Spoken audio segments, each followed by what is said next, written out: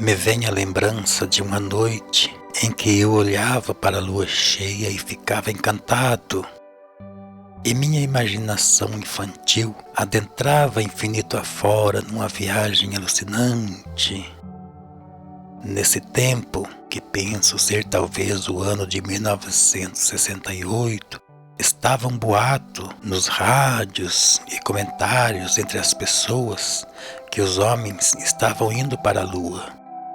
E isso me deixava intrigado, pois pensava, como poderiam chegar lá?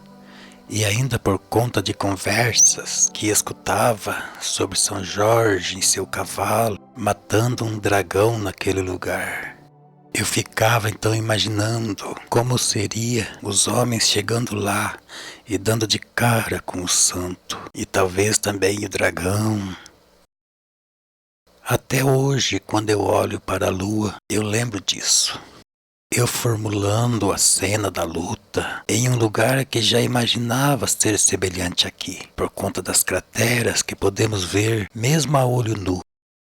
Aquela imagem idealizada nesse tempo ainda retoma sua forma quando olho para o luar.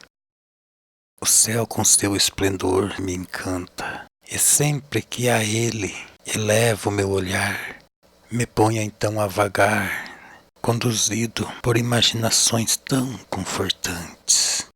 Por inúmeras vezes levantei em plena madrugada para poder contemplar este magnífico espetáculo. Mas um dia apenas pensei ter levantado. A noite estava enigmática e bela, e na distância, em um gesto sublime, ainda que num céu frio e nebuloso, o luar acontecia em seu esplendor. Na paisagem, os ventos rugiam em fúria, mas chegavam trazendo tão sutil e doce melodia, que vagava na atmosfera misteriosa daquela noite e me alcançava.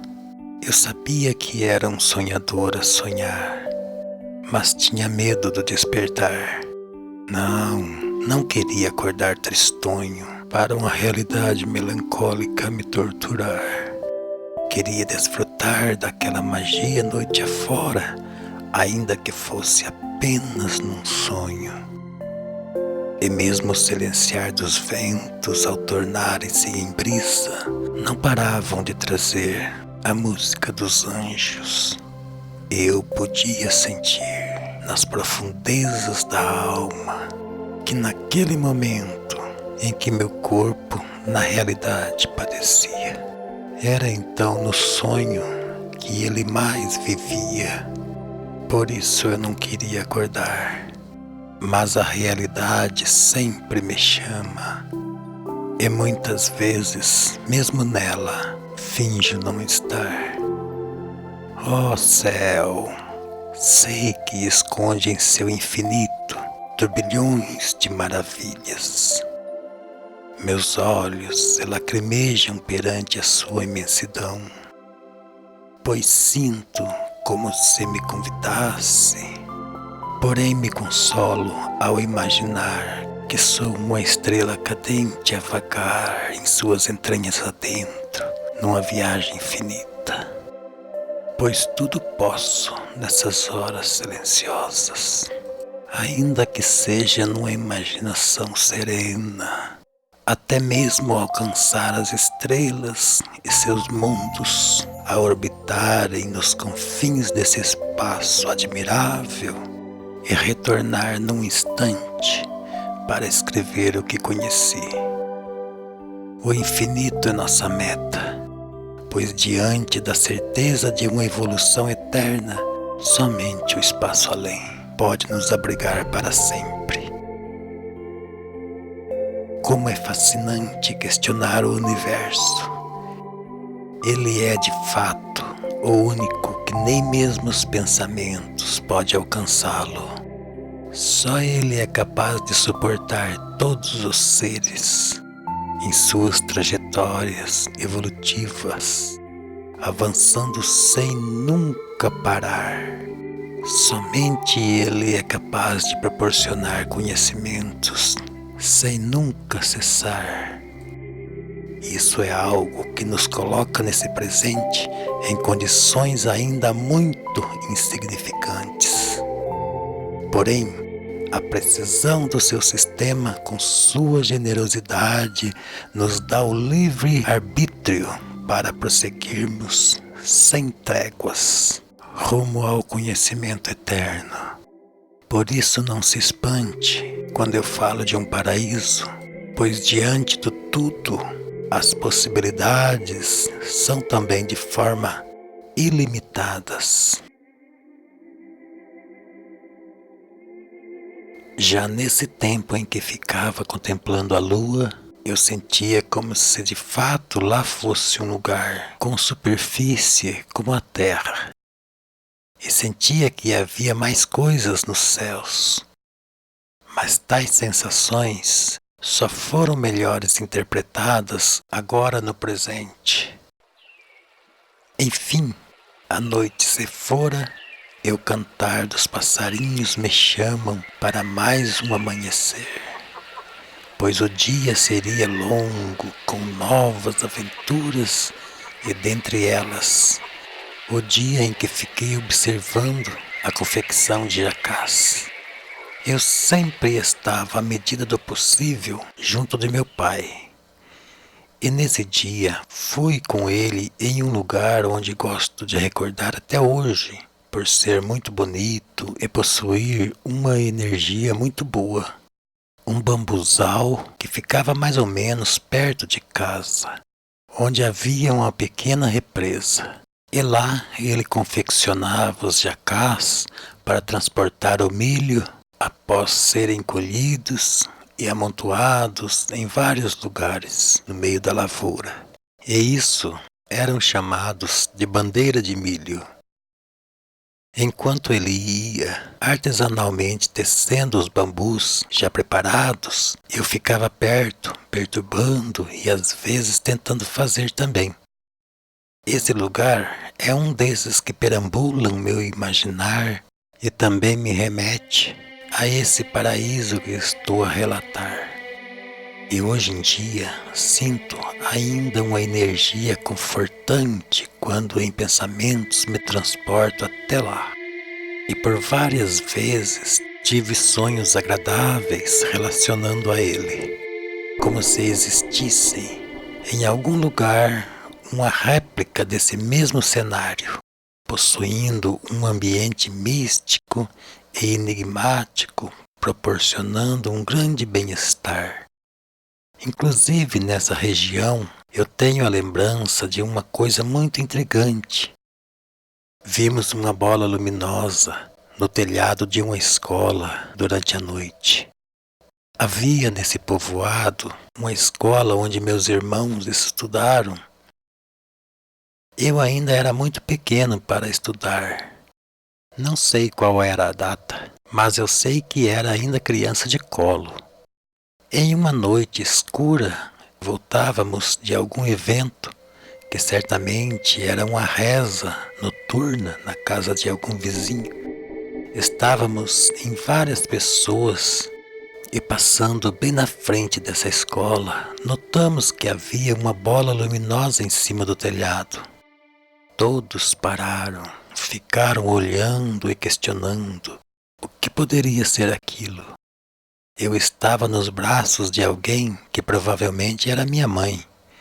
Diante daquela misteriosa bola luminosa, os homens ali presentes tomaram a decisão de ir até lá para ver de perto o que se tratava. E assim o fizeram. Enquanto isso, eu e as mulheres ficamos esperando no mesmo lugar. Lembro tão bem que à medida em que iam se aproximando, aquela fonte de luz se reduzia também. E quando chegaram muito perto, ficou apenas uma pequenina luz, tal como um vagalume, e não avançaram mais, acabando por retornar. E a bola foi aumentando novamente até tomar a forma que estava antes. Sempre que recordo desse acontecimento, ainda questiono sobre isso e tento compreender o que poderia ter sido aquilo. Infelizmente, os mistérios são vistos com ceticismo e desprezo, e isso acaba também por inibir aqueles que presenciarem algo de natureza aparentemente sobrenatural, temendo uma reação que o coloque em situação vista como ridícula. E o resultado disso fará com que muitas coisas fiquem sem registro e sem chance de um entendimento. A mentalidade humana tende a desconsiderar tudo aquilo que está fora das suas explicações físicas, agindo como se já estivessem explicado todas as coisas e resolvido todos os fenômenos. A dita ciência terrena desconsidera tudo aquilo que foge de sua precária teoria e afirmam serem inexistentes tudo aquilo que não se encaixarem nelas.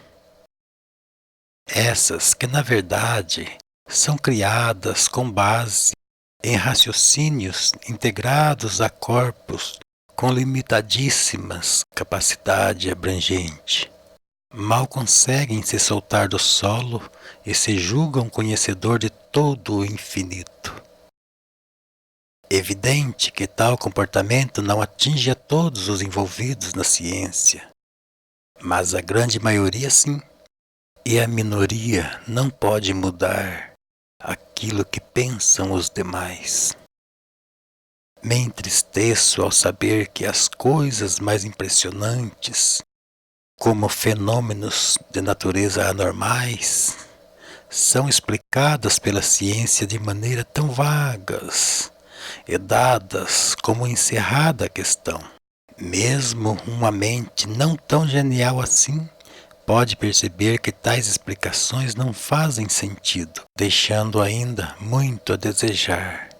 Chega a dar pena dos seres humanos, que vivem na ilusão de estarem acima de qualquer coisa existente e que estão aptos a julgar coisas que se estendem infinito afora, afirmando e dando vereditos precipitados, tendo como base um falso conhecimento de causa. E esse comportamento é de efeito negativo em seu todo, pois gera uma crença nos demais que acreditam em tais regras como se fossem absolutas, fazendo com que não considerem também e dando como finalizado um assunto que, se fosse tentar compreendê-lo, ofereceria ainda conteúdo para toda uma eternidade de estudo. E infelizmente, isso acaba aparentemente por ridicularizar aqueles que possuem mentes mais audaciosas e capazes de avançar até além da física conhecida. Esses que consideram todos os fenômenos como prováveis, acreditando em um infinito de possibilidades, sabendo que estamos contidos em um espaço sem limites.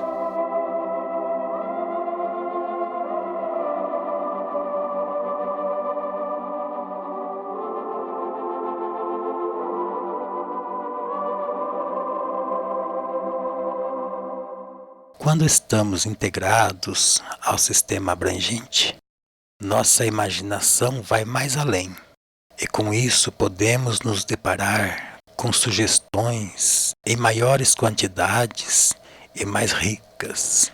e oferecem maiores possibilidades de compreensão. Mas são exatamente esses que muitas vezes acabam erroneamente sendo diagnosticados como doentes mentais. Como somos ainda tão ingênuos perante os fatos, não é difícil ver pessoas sendo consideradas anormais e sem desenvolvimentos, enquanto que na verdade aquilo que foi causa de tal afirmação é exatamente o conteúdo que evidencia um ser que está além dos padrões normais, especial e dotado de sensibilidades extras. E por conta disso, ele é muito mais avançado e melhor do que os demais, inclusive esses que o julgam como deficiente. A verdade é que todos possuímos tais sensibilidades, mas são pela maioria inibidas por conta do medo de estarem violando as regras impostas pela sociedade, ou mesmo de serem taxados como loucos. E com isso, ficam estacionados na estrada do saber.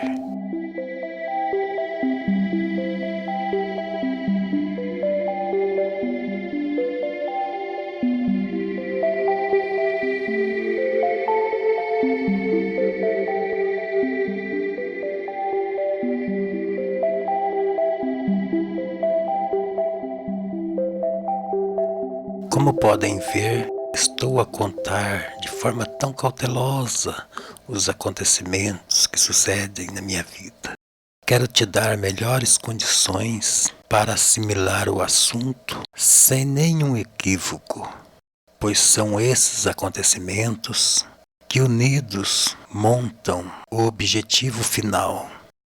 Estou falando de algo que influenciou minha vida, a ponto de modificá-la. E pode acontecer isso com outros também. E o meu grande empenho é para que a influência seja benéfica. Minhas inspirações se originaram de um aglomerado de coisas tão impressionantes a ponto de me fazer considerá-las, sem nenhuma dúvida, já que se apresentaram de uma forma tão evidente. E ainda acontece em seu todo, sugerindo a montagem exata das peças de um grande quebra-cabeça. Os detalhes acontecidos na minha infância estão sendo relatados para que o trajeto de toda a história seja melhor interpretado, te convidando a questionar e formular ideias a respeito. E com isso, quem sabe até mesmo acrescentar conteúdos para ampliar ainda mais a sua relevância. Dentre os acontecimentos vivenciados nesse tempo em que vivi nessa casa, vou resumir os últimos para que possamos então adentrar a segunda parte deste livro. Ao lado da casa de minha avó, subindo até uma parte do morro, se encontrava a casa do meu tio Luiz, e vez ou outra eu estava lá. Não posso falar muito mais sobre isso, pois não tenho tantas lembranças a respeito. Mas ainda assim posso recordar de um filho que infelizmente ele perdeu. Algumas vezes ainda pude ver essa criança, mas ela se encontrava muito doente. Não vou entrar em detalhes sobre isso para não entristecer o nosso conteúdo, mas uma breve análise já dá para criar um ponto de raciocínio. Devemos considerar em nossas vidas acontecimentos que podem ser muito doloridos, e com isso nos fortalecer mais para que possamos superá-los melhor. Pois é evidente que teremos algum dia situações dessa natureza. Mas também não devemos nos agonizar ocupando todo o nosso tempo preocupados com situações dramáticas. E exatamente isso muitas pessoas daquele povoado faziam, se divertindo jogando maia na estrada empoeirada. Nesse tempo, esse lugar era habitado por muitas famílias e por isso tinha movimento de pessoas nos finais de semana. Os homens tinham como passatempo um esporte que chamávamos de jogo de maia. Ficavam vários homens ali na estradinha se divertindo com o simples fato de ficar um para lá e outro para cá em uma distância aproximadamente de uns 20 metros, mais ou menos, jogando uma peça de ferro achatada de formato arredondado, tentando acertar um toquinho colocado um a cada lado. Não sei como eram as regras do jogo, mas sei que isso era motivo de encontro dos homens nos finais de semana. Alguns eram bons nisso, faziam as malhas caírem na poeira e deslizarem acertando o objetivo. Pois bem, de tanto treinarem, acabavam por dominar o esquema e, por instinto, calculavam exatamente o ângulo, a força que deveriam aplicar, o espaço que tinha que percorrer a malha e, depois de atingir o chão, mais um bando de coisas e, enfim, atiravam de forma certeira. Embora esse exemplo venha de um jogo, ele nos dá claramente a possibilidade de ver que uma busca muito persistente por um objetivo, enfim, resulta em sua conquista. Então, nunca devemos nos dar por vencidos diante dos obstáculos que iremos enfrentar. Seguir sempre tentando, até conseguir também dominar o esquema da vida e nos comportar de forma cada vez mais precisa. Além desse jogo, às vezes também tinham uma competição de cavalos, que também aconteciam nas estradas. Essa competição era conhecida por raia. Uma vez estávamos passando em um lugar onde estavam organizando uma raia, e meu pai tinha um cavalo preto que era bom disso. Parou, participou da competição e ganhou. Não sei dizer se valia algo, mas me parece que sim. O ser humano, embora estejam lentamente evoluindo, estão ainda muito longe de merecer um paraíso.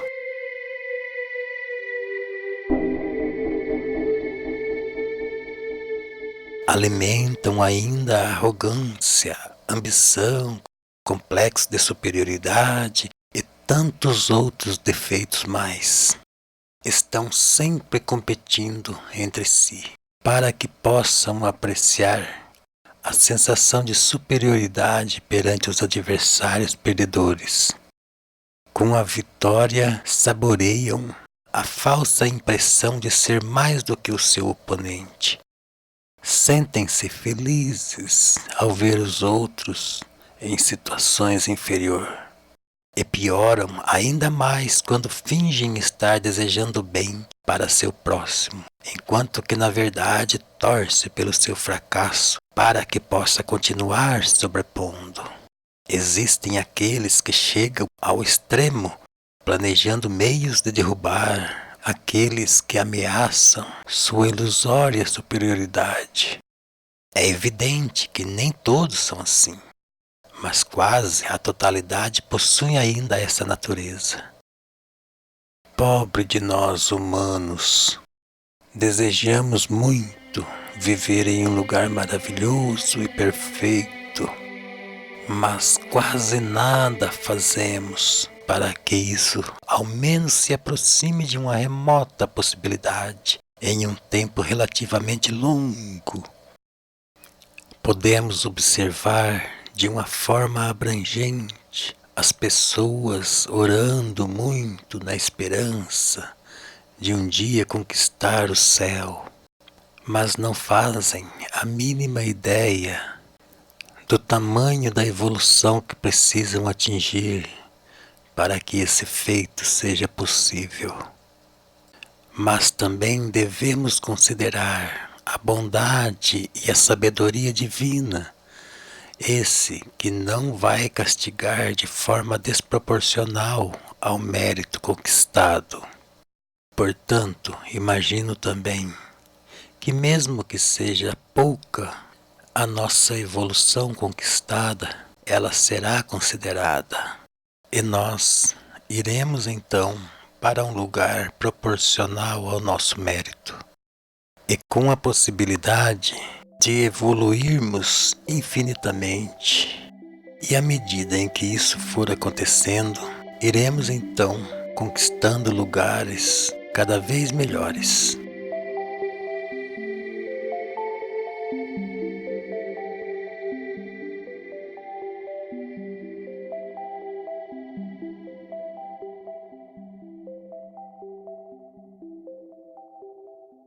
O jipe do meu tio Afonso. Apesar de ser bem povoado esse lugar, ainda não tinha veículos. Eram apenas cavalos. Mas meu tio Afonso, que nem tinha tanto dinheiro, comprou um jipe. E todos ficavam apreciando o seu carro. E por conta disso, ele se tornou evidente entre as pessoas. A lembrança mais nítida que tenho em relação ao seu jipe é que sempre estacionava debaixo de uma árvore, conhecida por Santa Bárbara, que ficava bem em frente ao terreiro de minha avó. Ao redor do terreiro tinha apenas essa árvore, e geralmente em sua sombra que meu tio estacionava. E ali também juntavam muitas pessoas e ficavam conversando. E com base nesse relato, vou realçar aqui um fato triste. Vejo que hoje em dia quase ninguém se preocupa em plantar uma árvore, mas quando o sol está quente, correm até a sombra de uma. Mas mesmo assim, ainda sentem os impulsos e o prazer em destruí-las. Vejam bem o quanto ainda está atrasado este pobre ser. Mas vai lá e pergunta a ele se quer morar em um lugar perfeito. Tenha certeza que dirá que sim. Esse tema renderia muitas páginas, mas vamos adiante. Creio que contei praticamente todas as lembranças desse tempo em que vivi até os meus 5 anos de idade. E a última foi quando vi um pé de abacate perto da cidade de Quatiguá. Estávamos de carroça nas proximidades dessa cidade e paramos diante de um abacateiro que estava carregado. Eu achei aquilo tão bonito, ver aquelas frutas grandes e brilhantes penduradas. Pegamos algumas e fomos para a cidade. Lembro até agora que ao chegar, vimos na entrada da cidade uma imagem de Nossa Senhora, que me deixou admirado e emocionado ao ouvir os relatos de minha mãe, expressando fé e respeito. Além desses acontecimentos que sucederam nesse tempo em que morei nesse lugar, agora não me lembro de mais nenhum. E se estão ocultos, ou talvez eu me lembrar depois, certamente não serão de importância considerável para compor esse trabalho. Em 1970, eu já com 5 anos, mudamos para um outro sítio. Me recordo ainda que antes disso, fomos até ele para conhecer. E nesse trajeto, passamos por um lugar onde tinha uma represa grande e ela estava cheia de patos e garças. Essa cena nunca mais saiu da minha memória. E por razões desconhecidas, esse lugar também está interligado com esse misterioso caso envolvendo o lugar que idealizo. Ainda também por motivos ocultos, existe uma música que me remete até ele toda vez que a ouço. E assim já posso dizer que estamos então preparados para avançar agora, já com a mente mais aberta para uma nova fase, onde adentraremos assuntos mais voltados para o conteúdo principal, que é o paraíso dos sonhos. Embora eu ainda prossiga contando detalhes de minha vida, darei mais preferência para esses que de alguma forma mais se relacionam com o meu propósito.